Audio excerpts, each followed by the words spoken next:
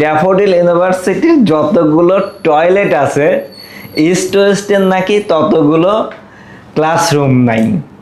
ভারত পাকিস্তানের যুদ্ধের কথা শুনেছি, রাশিয়া ইউক্রেনের যুদ্ধের কথা শুনেছি। বাংলাদেশে কিন্তু প্রাইভেট পাবলিকের মধ্যে একটা দ্বন্দ্ব সবসময়ই থাকে। অবশ্য যুদ্ধ মিন্স দেশের সাথে দেশের নয়। যে যুদ্ধের কথা বলবো, বাংলাদেশে বর্তমানে প্রাইভেট ইউনিভার্সিটি অর্থাৎ private university versus private university কিন্তু অনলাইনে যুদ্ধ চলছে। আমি ডিটেলসই বলার চেষ্টা করি। আপনারা জানেন বিভিন্ন সময় কিন্তু এশিয়া মহাদেশ ওয়ার্ল্ড ওয়াইড কিন্তু বিভিন্ন র্যাঙ্কিং প্রকাশ করা হয়। বেশ কয়েক বছর ধরে একটা পরিবর্তন দেখা যাচ্ছে, কিছু প্রাইভেট ইউনিভার্সিটি ভালো করছে, অনেকেই অনেক খুশি প্রাইভেট ইউনিভার্সিটি ভালো করছে।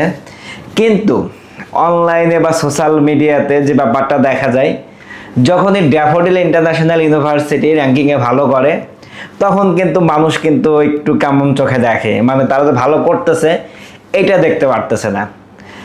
অনেকেরই কিন্তু অনেক ধরনের অভিযোগ রয়েছে। অভিযোগগুলো কেমন? এই র্যাঙ্কিংয়ের জন্য হচ্ছে মানুষ ঠিক করা আছে, মানে হচ্ছে গবেষণা প্রতিষ্ঠানের সাথে একটা মার্চ করে কথা বলে, পাশাপাশি কিন্তু লবিং অর্থাৎ লিঙ্ক আপ করা আছে। অনেক সময় দেখা যায় ঢাকা বিশ্ববিদ্যালয়, বুয়েট অথবা অন্যান্য পাবলিক বিশ্ববিদ্যালয় অথবা নর্থ সাউথ ব্র্যাকের তুলনায় ড্যাফোডিল ইন্টারন্যাশনাল ইউনিভার্সিটি এগিয়ে রয়েছে। এই নিয়ে প্রচুর কন্ট্রোভার্সি অনলাইনে আগে থেকেও হয়ে আসছে, এখনও হচ্ছে। গত কয়েকদিন আগে ড্যাফোডিলের একটি র্যাঙ্কিংয়ে অর্থাৎ সেকেন্ড নাম্বার বিশ্ববিদ্যালয় হয়েছে বাংলাদেশের মধ্যে। আলোচনা এবং নেগেটিভ আলোচনাও কিন্তু সোশ্যাল মিডিয়াতে সেটা করছে। অর্থাৎ ড্যাফোডিল লিঙ্ক আপ করে টাকা দিয়ে তারা হচ্ছে এই র্যাঙ্কিংগুলো সামনে নিয়ে আসে, কিন্তু অ্যাকচুয়াল আসলে তাদের নাকি হচ্ছে কোয়ালিটি নাই এই র্যাঙ্কিংয়ে এত ভালো করার। যাক, এই প্রশ্নে আমি আজকে ব্যাখ্যা করব না বা এই দিকে আমি যেতে চাই না, এটা পরে একদিন হচ্ছে আমি আলাপ করব। কিন্তু বর্তমান টাইমে ড্যাফোডিল এবং ইস্ট ওয়েস্টের মধ্যে কিন্তু অনলাইন যুদ্ধ হচ্ছে। এই র্যাঙ্কিং নিয়ে কিন্তু অন্যান্য বিশ্ববিদ্যালয় খোঁচা দিচ্ছেই, কিন্তু স্পেসিফিকভাবে ড্যাফোডিলের বিভিন্ন গ্রুপ আছে যেগুলো হচ্ছে বিশ্ববিদ্যালয়ের শিক্ষার্থীরা কন্ট্রোল করে, নিয়ন্ত্রণ করে, বিভিন্ন সমসাময়িক ইস্যু নিয়ে ওইখানে পোস্ট করে। তো ওইখানে কিন্তু কমেন্টে আসে ড্যাফোডিল নাকি তারা র্যাঙ্কিংগুলো নিয়েছে, এগুলো হচ্ছে টাকার বিনিময়ে। তো সিম্পলি শিক্ষার্থীদের এটা গায়ে লেগে গিয়েছে এবং ড্যাফোডিলে প্রচুর শিক্ষার্থী, তারাও কিন্তু উল্টা আবার শিক্ষার্থীদের মানে বোঝানোর চেষ্টা করছে না ড্যাফোডিল ভালো র্যাঙ্কিংয়ের জন্য, তারা কিন্তু কোনো লিঙ্ক আপ করেনি।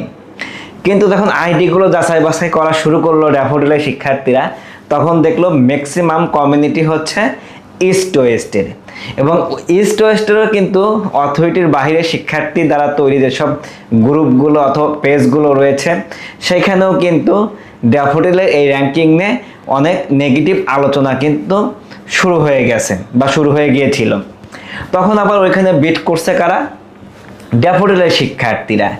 একটা পর্যায়ে এসে ইন্টারেস্টিং বা হাসির ব্যাপার, ড্যাফোডিলের এই ক্যাম্পাস নিয়ে হচ্ছে একটা বিল এলাকায় অথবা গ্রামের মধ্যে ক্যাম্পাস, এই ওয়াইফাই ঠাই এই অনেক প্রবলেম আছে, এইসব নিয়ে কারা কথা বলতেছে? ঢাকার ক্যাম্পাসে শিক্ষার্থীরা। এখন ড্যাফোডিলের শিক্ষার্থীরা কি বলছে ইস্ট ওয়েস্টের শিক্ষার্থীকে?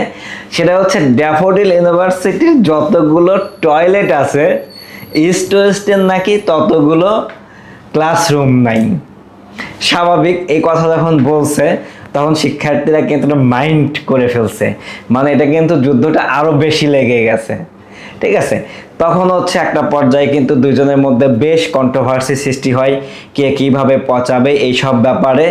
মাঝখান দিয়ে কিন্তু দেখা গেল আরেকটা কমিউনিটি ঢুকে গেছে, সেটা হচ্ছে আমেরিকান ইন্টারন্যাশনাল ইউনিভার্সিটি, তারাও ড্যাফোডিলকে খোঁচা দিয়েছে। তখন কিন্তু আবার ড্যাফোডিলের শিক্ষার্থীরা আমেরিকান ইন্টারন্যাশনাল ইউনিভার্সিটির পিছনে লেগেছে, তাদের ক্যাম্পাস ছোট অথবা গোল একটি ক্যাম্পাস, এইসব ইমেজ নিয়ে কিন্তু তারা অনলাইনে নেগেটিভ যেটা হচ্ছে আলোচনা বা সমালোচনা যেটাই বলেন না কেন, এটা শুরু করে দিয়েছে। তো মাঝখান থেকে আবার ড্যাফোডিল হচ্ছে এই এআইবিউকে হচ্ছে মানে ছাগলের 3 নাম্বার বাচ্চা হিসেবে এরকমভাবে অনেক কমেন্ট কিন্তু এসেছে, মানে তৃতীয় পক্ষ হিসাবে। তো তারাও কিন্তু একটা পর্যায়ে কিন্তু ড্যাফোডিলে কিন্তু বেশ অনলাইনে মানে কি বলে এটাকে হচ্ছে সাইবার অ্যাটাক বলেন অথবা হচ্ছে কমেন্টে কিন্তু প্রচুর ধরনের আলোচনা সমালোচনা সৃষ্টি হয়। তো একটা পর্যায়ে গিয়ে গতকাল যেটা দেখলাম সোশ্যাল মিডিয়াতে, আমি স্ক্রিনশট দিয়ে দিচ্ছি, ইস্ট ওয়েস্ট এবং ড্যাফোডিলের মধ্যে একটি মানে শিক্ষার্থী এটা হচ্ছে অনলাইনে কিন্তু যেটা আসে শিক্ষার্থী মিউচুয়ালি হয়ে গিয়েছে। তো ব্যাপারটা আমার কাছে যেটা ভালো লেগেছে সেটা হচ্ছে প্রাইভেট শিক্ষার্থীদের মধ্যে এই কথাপতন এবং কমেন্টগুলো যদি আপনি দেখেন, আপনি ড্যাফোডিলের বিভিন্ন পেজে গিয়ে দেখবেন অথবা ইস্ট ওয়েস্টে দেখবেন, এখানে কিন্তু ইন্টারেস্টিং অনেকগুলো কিন্তু আপনার কমেন্ট করা হয় বা কমেন্ট আছেন যেগুলো কিন্তু মানে খুবই ভালো লাগে একটা পর্যায়ে যদি আপনি এনজয় করেন, মজা করেন কিন্তু পক্ষকে না নিয়ে। তো এরকম কিন্তু কন্ট্রোভার্সি কিন্তু সৃষ্টি হয়েছিল। আই হোপ এটা আস্তে আস্তে সমাধান হয়ে গিয়েছে। আর সর্বশেষ যেটা বলবো, ড্যাফোডিল ইউনিভার্সিটি ভালো করছেন, বাট এই 1 নাম্বার বা 2 নাম্বার র্যাঙ্কিং আসতেছে, এটা নিয়ে আমারও কিন্তু একটু মাঝে মধ্যে মনে হয় বাংলাদেশে আরও অন্যান্য শিক্ষা প্রতিষ্ঠান আছে যাদের গবেষণা চিন্তাভাবনা আরও ভালো, বাট তারাও কিন্তু র্যাঙ্কিংয়ে বেশি ভালো নাই, বাট ড্যাফোডিল করছেন, হয়তো বা লিঙ্ক আপও আছে অথবা অ্যাকচুয়াল আসলে তারা গবেষণাই করছেন। তো যাই হোক, যেটাই করছে না কেন, আমি মনে করি প্রাইভেটের সেক্টরের জন্য এই র্যাঙ্কিংগুলো অনেক গুরুত্বপূর্ণ। অন্যান্য বিশ্ববিদ্যালয় অথরিটিকে অনুরোধ করব, আপনারাও এই র্যাঙ্কিং নিয়ে বেশি কাজ করুন। র্যাঙ্কিং নিয়ে ভালো কাজ করলে ওয়ার্ল্ড ওয়াইড যেন প্রাইভেটের বিশ্ববিদ্যালয়গুলো র্যাঙ্কিংয়ে জায়গা পায়, এটাই আমার হচ্ছে প্রত্যাশা। তো যাই হোক, অনলাইনের আলোচনা সমালোচনা, একটি বিশ্ববিদ্যালয় খারাপ একটি বিশ্ববিদ্যালয় ভালো, এইসব থাকবেই। এটা মজা বলেন ফান বলেন এইভাবেই নেন, এটা আসলে খুব বেশি আমি মনে করি যে প্রফেশনালি নেওয়া দরকার নাই। সবাই শিক্ষার্থী, আমরা প্রাইভেট ইউনিভার্সিটির শিক্ষার্থী।